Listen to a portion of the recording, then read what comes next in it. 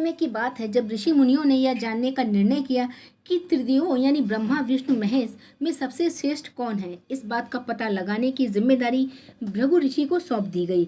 भृगु ऋषि इस बात का पता लगाने के लिए सबसे पहले ब्रह्मलोक गए। वहां पहुंचकर ब्रह्मदेव की परीक्षा लेने लगे। उन्होंने सीधे क्रोध में पूछा, आपने मुझे प्रणाम क्यों नहीं किया। यह सुनते ही ब्रह्मदेव गुस्से में आ गए। उन्होंने झल्लाते हुए कहा, क्या एक पुत्र अपने पिता से श्रेष्ठ हो गया है जो उसे मुझे प्रणाम करना होगा। यह सुनने के बाद भृगु ऋषि ने उनसे कहा कि मैं तो आपकी परीक्षा ले रहा था, आप मुझ पर क्रोधित हो गए।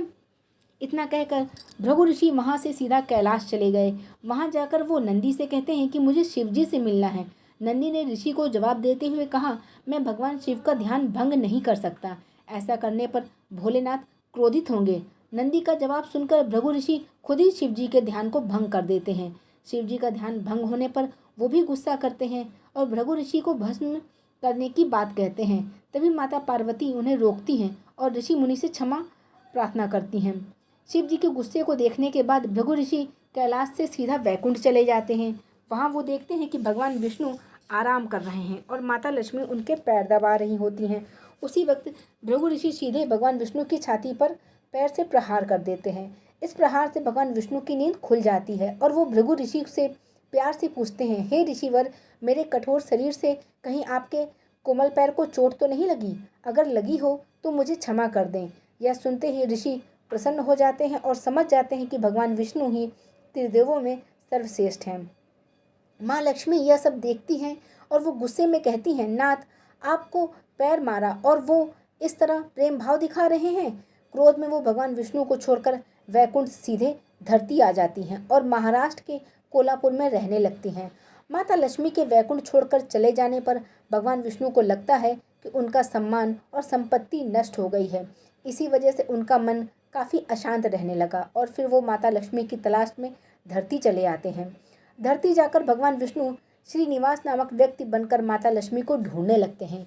माता लक्ष्मी को ढूंढते ढूंढते वो वेंकटचल पर्वत के क्षेत्र में स्थित बकुला माई के आश्रम में पहुंचते हैं। वहां बकुला माई ने उन्हें आदरपूर्वक स्वागत सत्कार किया और उन्हें आश्रम में रहने के लिए कहा।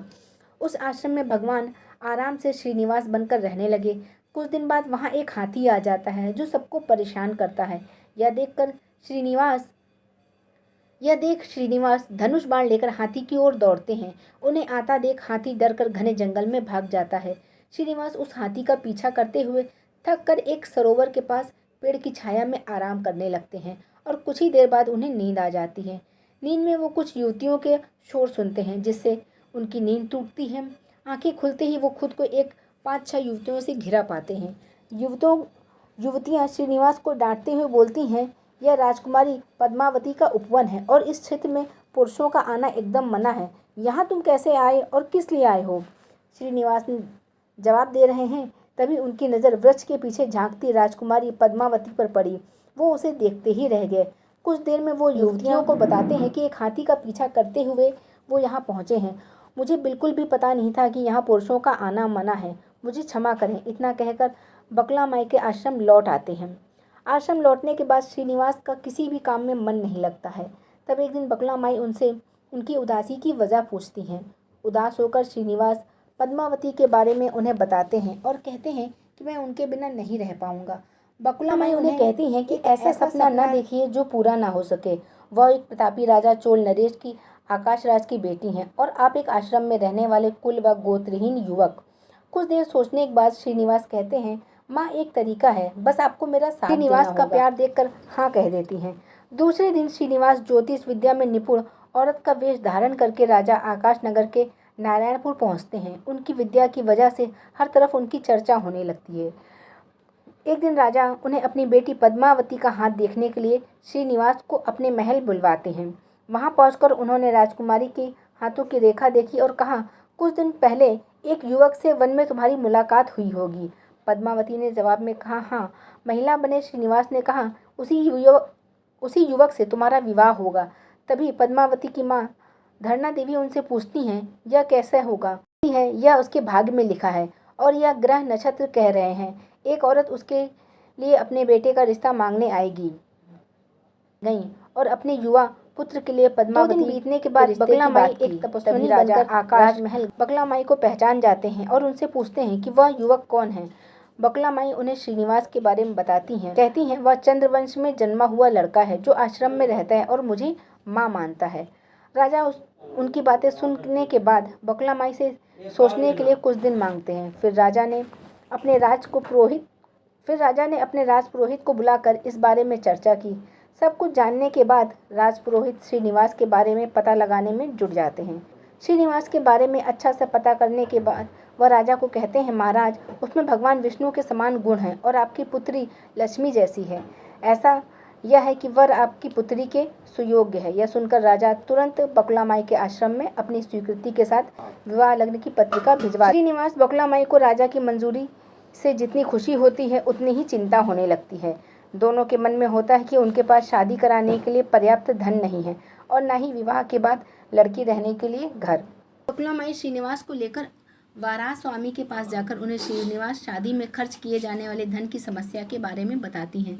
तब वराह स्वामी 8 दिक्पाल का आवाहन करते हैं। तभी ब्रह्मा, शंकर, इंद्र, कुबेर आदि देवता प्रकट होते हैं। फिर वराह स्वामी श्रीनिवास से कहते हैं कि तुम खुद इन्हें अपनी समस्या के बारे में बताओ। श्रीनिवास देवताओं से पूछते हैं कि मैं चोर नरेश राजा आकाश पुत्री पद्मावती से शादी करना चाहता हूँ। मेरे पास शादी के लिए धन नहीं है, मुझे क्या करना चाहिए। इंद्रदेव यह सुनकर कुबेर से कहते हैं, तुम शादी के लिए इन्हें ऋण दे दो। जवाब में कुबेर बोलते हैं, मुझे ऋण देने में कोई परेशानी नहीं है, बस यह सुनिश्चित कर दीजिए मुझे धन वापस कब और किस तरह मिलेगा। श्रीनिवास ने कहा, आप चिंता न कीजिए कुबेर देव, मैं कलयुग के अंत तक पूरा ऋण चुका दूंगा। फिर कुबेर देवताओं के साक्षी रखकर श्रीनिवास को ऋण दे दिया। उन्हें पैसे से या पद्मावती बड़े धूमधाम से करते हैं। तभी उनकी शादी की सूचना लेकर नारद जी कोल्हापुर पहुंच जाते हैं और माँ लक्ष्मी को सारी बात बताते हैं। जैसे ही माँ लक्ष्मी को पता चलता है कि विष्णु जी श्रीनिवास बनकर पद्मावती से शादी करके वेंकटाचल पर्वत पर रह रहे हैं तो वो उदास हो जाते। कुछ देर में वे सीधे विष्णु भगवान से मिलने के लिए वेंकटाचल पर्वत पहुंच जाते। तो वहाँ देखती हैं पद्मावती बड़े प्यार से श्रीनिवास की सेवा कर रही हैं। माँ लक्ष्मी से रहा नहीं जाता, वो उन्हें भला बुरा कहने लगी। आखिर वो पद्मावती को बताती हैं कि ये श्रीनिवास नहीं बल्कि मेरे पति विष्णु हैं, तुमने इनसे कैसे विवाह कर लिया। फिर माता लक्ष्मी और पद्मावती के बीच बहुत देर तक वाद विवाद होने लगता है। यह सब देखकर श्रीनिवास को बहुत दुख हुआ और वो थोड़ा पीछे हटकर एक पत्थर की मूर्ति बन जाते हैं। माता लक्ष्मी और पद्मावती दोनों यह देखकर बहुत परेशान हो जाती हैं और कहती हैं कि अब श्रीनिवास किसी के नहीं रहे। तभी मूर्ति से आवाज़ आती है, देवियों, मैं हमेशा इस स्थान पर रहूँगा और लोग मुझे वेंकटेश्वर स्वामी के नाम से जानेंगे। मैं यहाँ रहकर अपने भक्तों की इच्छा पूरी करता रहूँगा। साथ ही मुझे चढ़ाए जाने वाले धन के माध्यम से कुबेर का कर्ज व ब्याज चुकाता रहूँगा। बस अब तुम दोनों झगड़ा करना बंद करो। इतना सुनने के बाद लक्ष्मी पद्मावती उनसे क्षमा मांगती हैं। फिर माता लक्ष्मी कोल्हापुर जाकर महालक्ष्मी की मूर्ति और पद्मावती तिरुनाचुर में शिला विग्रह बन जाती है। यही कारण है तिरुपति विराजमान वेंकटेश्वर स्वामी के दर्शन जो भी भक्त आते हैं दर्शन करने और चढ़ावा प्रसाद चढ़ाते हैं, वो अपनी श्रद्धा आस्था के साथ साथ भगवान के ऋण चुकाने में भी सहयोग करते हैं। उम्मीद करते हैं आपको ये कहानी अच्छी लगी होगी।